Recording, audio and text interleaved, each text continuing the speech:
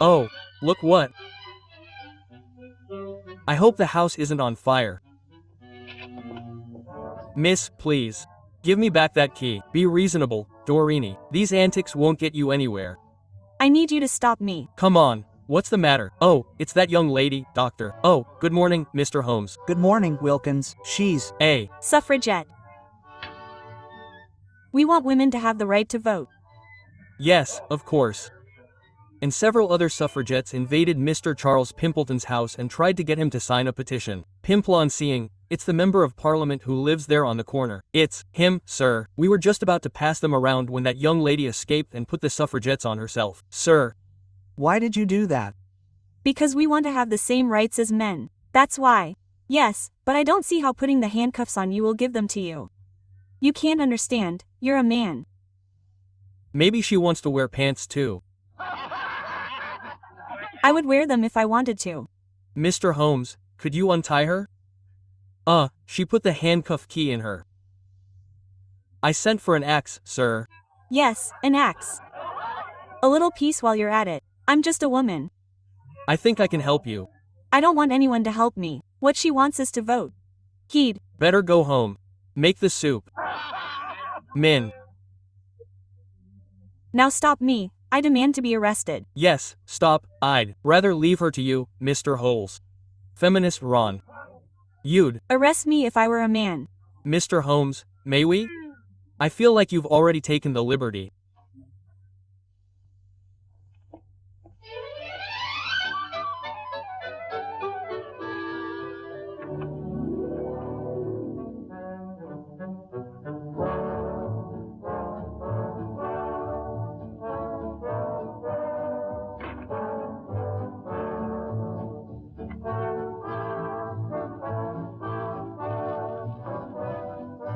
Allow me to introduce ourselves. This is my fiancée, Miss Doreen Meredith. First Secretary of the Women's Suffrage League. Pleased to meet you, Miss Meredith. And I am Henry Traverse, First Secretary to Mr. Pimpleton. Oh yes, I seem to remember that it was Mr. Pimpleton who led the attack in the House on the suffragette petition the day it was rejected. And, I must say, very, very soundly rejected. Yes, that old fossil, he will burn his fingers. I want you to leave this Women's Suffrage League. It is dangerous. Yes, it certainly has its drawbacks, Mr. Traverse, but I do not think it is really dangerous. Don't you think bombs are dangerous, Mr. Holmes? Are you going to pretend that they use bombs? Oh, just a tiny one. Boris and I wanted to blow up a lion. My dear child, you don't blow up lions by shooting them with a gun. Who is Boris? An anarchist. An anarchist? He's a cabbage that wouldn't hurt a fly. Blowing up lions, anarchists. I sometimes wonder where modern England is headed. Perhaps Miss Meredith will be kind enough to enlighten us on this point. Well, the whole affair began during the last meeting of the League. Miss Agatha Aston, our president, led the way. Silence, silence, ladies. I have taken it upon myself to call you together so that we may consider ways of erasing the defeat we have suffered this week. As you know, the Honorable. Honorable when I think of him as my cousin, I do not insist. Charles Pimpleton rallied the anti-feminist forces in Parliament and had our petition defeated by a paltry majority of 347 votes.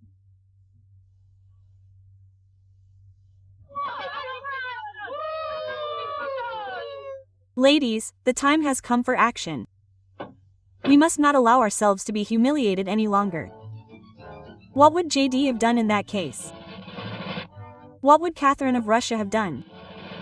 They would have attacked, they would have blown something up. Blowing something up? How do you do it? I don't know. But they would have done it. That's what bombs are for, I think. That's what they say. So let's buy a bomb. But I don't know of any shops that sell bombs. Maybe I could make one. Yes, I'll do it.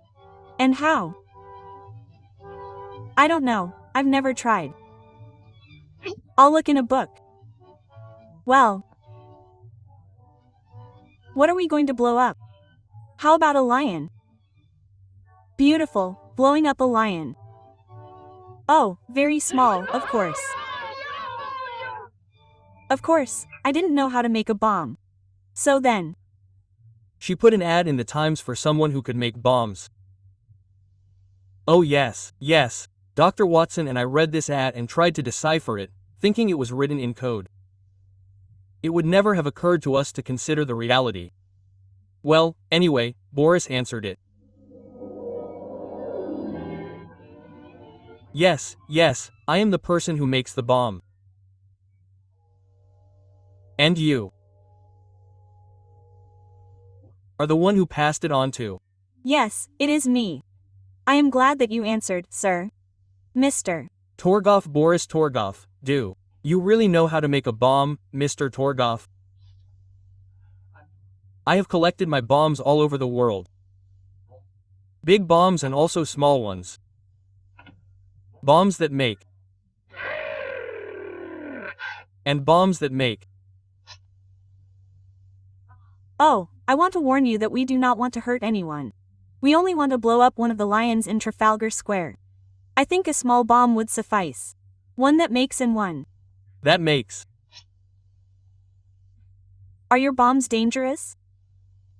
Not the ones that make.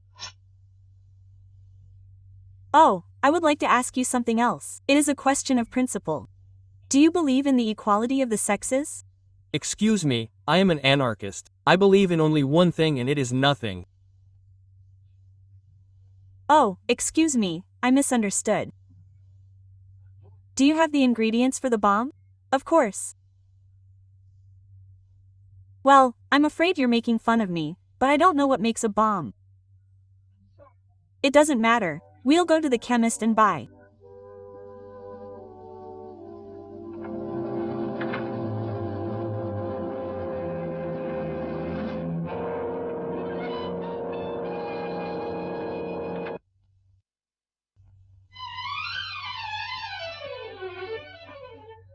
All the products you need, sir. Glycerin, toluene, nitrate, and sulfuric acid. Oh yes, and cotton wool. Yes, ma'am, but be careful. You could make a bomb with all that stuff you have there. Goodbye, goodbye, goodbye.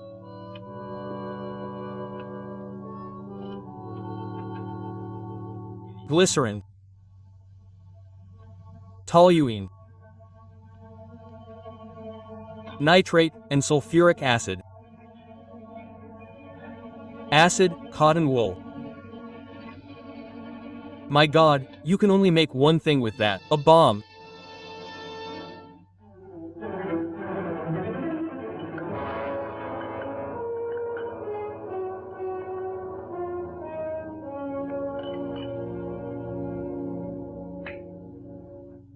This thing.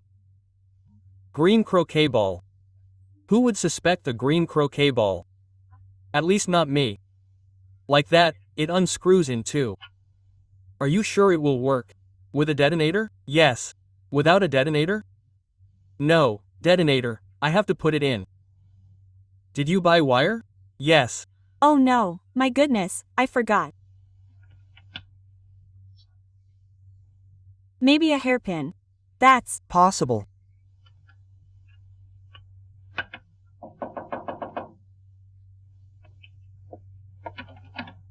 Hello, dear.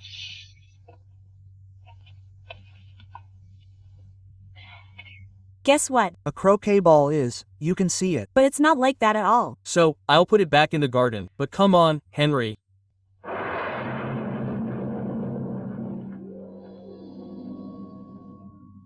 But luckily Boris got the formula wrong and it only exploded a little. So, you made another bomb with a croquet ball? Oh yes, we got to work on it right away. But where is it? Here, for heaven's sake. In Holmes' hands. It only explodes if you hit it very hard. Could I see it, Miss Meredith? Mind you, it's not a real croquet ball. It's a Watson one, actually. Just a very ordinary croquet ball with a coat of arms on it. But it's Mr. Pimpleton's favorite ball. It comes from his garden, and the coat of arms, that of his uncle's family, the Count de Clareborough. This is his favorite croquet ball, Mr. Traverse. And is it always the same one he uses? Always. He plays every afternoon at 5 o'clock. At exactly 5 o'clock. So if this is his ball, that means someone must have. Watson. But then he's going to play with the bomb. What time is it now? Huh? Winner. He lives just around the corner. If he's as punctual as Mr. Traverse says he is. He's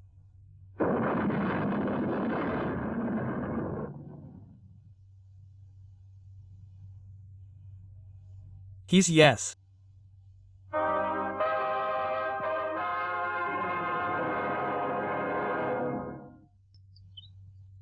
He was standing here when it happened. It was his first blow with a mallet, and it's the first time in the history of Scotland Yard that a man has been known to kill in that way. Everything has to start somewhere. Was there anyone with him at the time? Unfortunately not. Mr. Pimpleton had invented a game that he played by himself. That way he was sure not to lose. Don't touch that ball, it might be another bomb. That's what we're going to find out. No other clues, platform. Well, he has a delegation here in this garden too. Oh yes, I seem to have heard of that. A young girl named Doreen Meredith presented him with a suffragette petition. Doreen Meredith, a very pretty name. Yes, lovely. You don't really think those women killed him because he got their petition rejected by the House? May I ask? You know, those suffragettes are capable of anything. But those pommels aren't in line. That's not the platform. You've hit the ball wrong. Look. Killing with a bomb seems a bit much even for suffragettes. Nor does their desire to get the vote. Why not give it to them? They don't use it any worse than men. Oh, good morning. Good morning, sir. This is Mr. Travers, Mr. Pimpleton's private secretary. Mr. Holmes, Dr. Watson. Yes, I'm very happy already, Mr. Travers. What have you already got? I have seen Mr. Holmes from the window. Is it true that Mr. Pimpleton was the heir to the old Earl of Clareborough? Yes. And now, who is to inherit the title? But probably I am a distant cousin of the Earl. I heard that you were in the garden with Mr. Pimpleton when the delegation of these suffragettes came to present their petition. Yes, that is true. Interesting. Do you play croquet, Mr. Traverse? No, I prefer tennis. Yes, that is your right. However, you should try croquet. You know that if played without a bomb, it is an exciting and absolutely harmless game. On leaving for Mr. Pimpleton's, Holmes took me for a walk in H Park. I suspected he had a reason for it.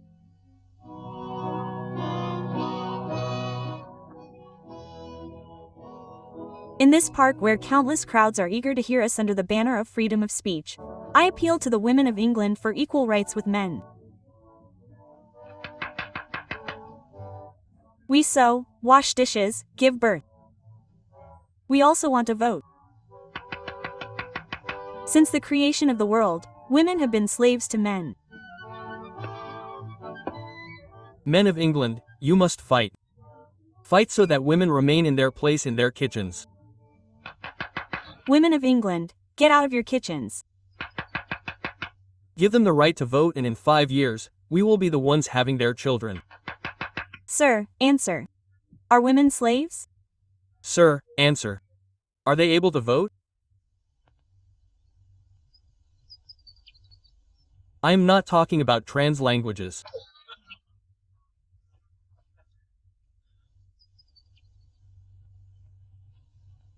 What are you doing here instead of working? You man, you do not speak to me in that tone. Keep your distance please, or go make your speeches elsewhere. I was just getting ready to leave. I prefer to avoid male promiscuity. Freedom of speech. If you say something unpleasant to men, they tell you to go talk somewhere else. You see, Miss Meditate, like all prophets, you are ahead of your time, and unrecognized in your own country. I would like to ask you a few questions about Boris Torgoff. Oh, poor Boris, he will never forgive me for dragging him into this. He is so kind, so innocent.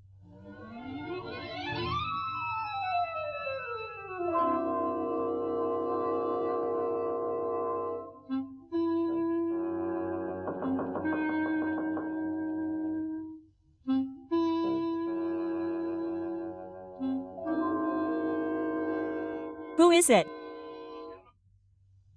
What do you want? To have a little friendly chat with you, Mr. Torgos?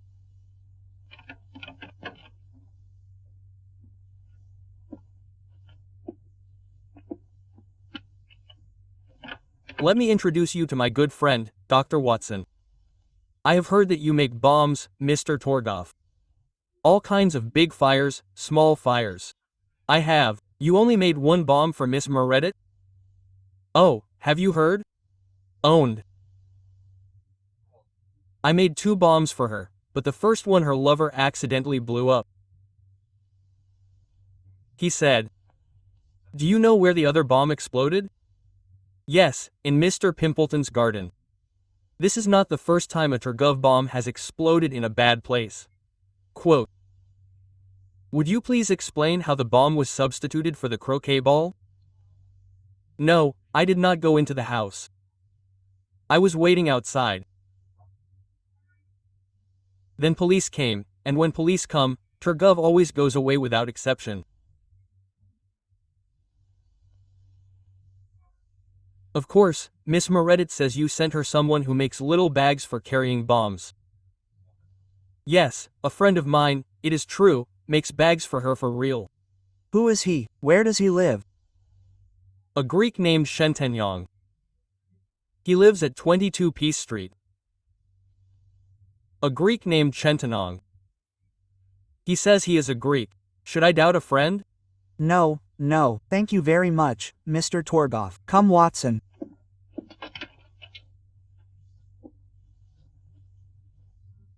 Sir Torgoff, I will not make any more bombs for you. Scotland has his eye on you.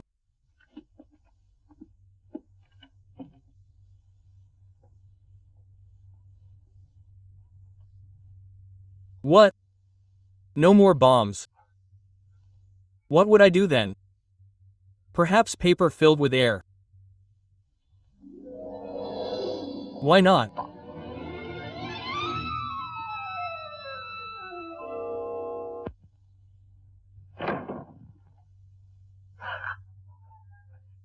What do we do now? Well, before we return to the platform, we will do some research at Eld College. At Harold College, where the genealogical trees of old families are kept. Precisely, the starting point of this case is a theory that women should vote, which I believe they will do very soon. No way. And the solution to this crime is also in a theory that I have. You mean there is something that has escaped us? Yes, something difficult to notice, Watson, like a bomb.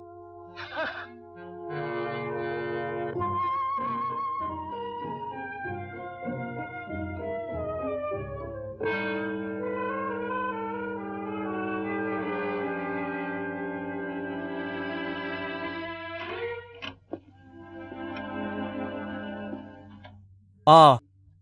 Dr. Watson, good morning. What a wonderful day. Oh, platform, you seem very pleased with yourself. I admit it, Holmes, I am.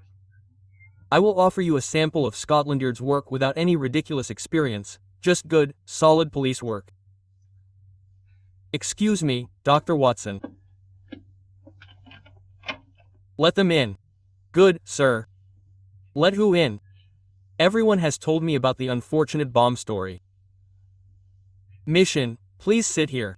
Miss Barrett, go and sit over there. Mr. Torgoff. My Holmes, this is Miss Doreen Meredith, the young lady who presented the suffragette petition to Mr. Pimpleton. She had turned her kitchen into a laboratory where she made bombs. I did not deny it. I admitted that I had tried to blow up a lion. A lion? No, let's be serious, Miss Merritt. We have also, and fortunately, arrested her accomplice, this man, Boris Torgoff, an anarchist. He also makes bombs. The very famous Torgoff bomb. Wilkin, let Shentenyong in now. Good, sir. Shentenyong, a naturalized Greek, was born in Brazil of Chinese parents. He makes little bags for carrying bombs. Fascinating occupation. Come in. Chen, tell me, Chen, is it that this young lady ordered a bag from you? Yes, sir.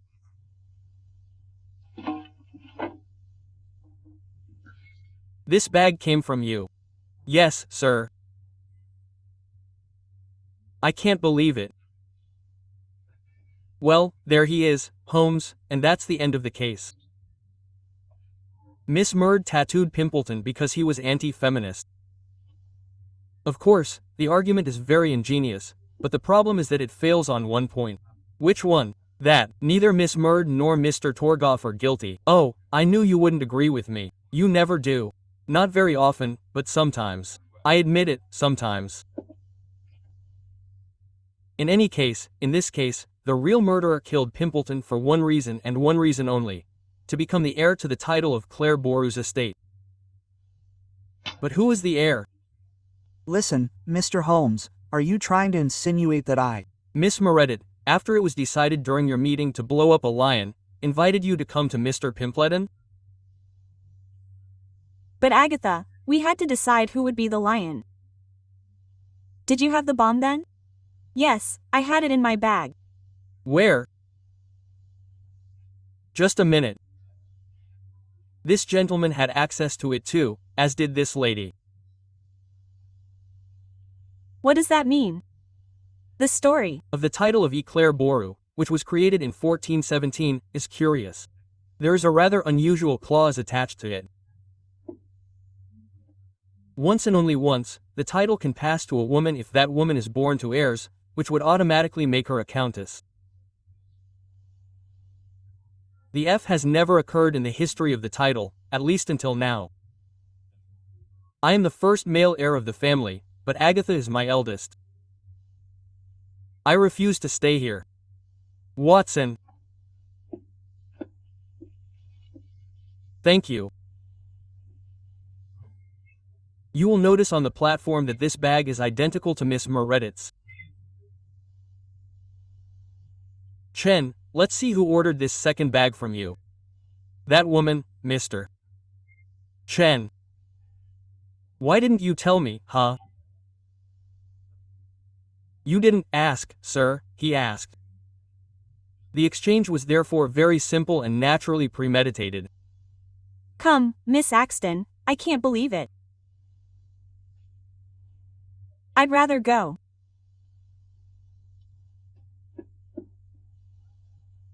In any case, young man, what right did you have to come to my house to look for this saint? It's theft, and theft is against the law. Stop there, Wilkins. Mr. Holmes, what made you think of Tante Agatha? Come, it's quite easy to understand, Mr. Travers. I disdained ridiculous experiments.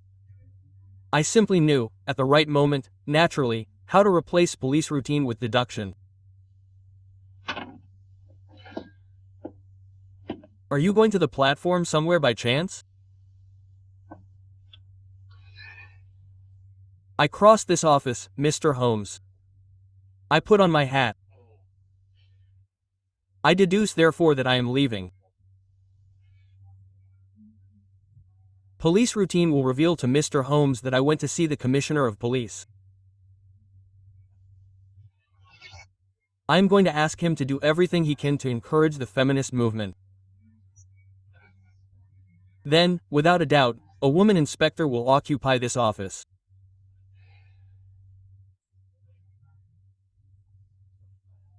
And when Bohr gets out of prison, Mr. Holmes, I will order thousands of small bombs from him, and then I can go around London and have fun blowing up lions.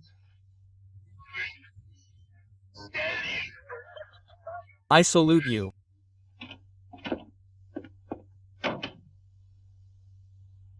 You know, Holmes, I have thought he has been looking very bad for the last few days. I think he should rest. Yes, Watson, yes, at least a year or two.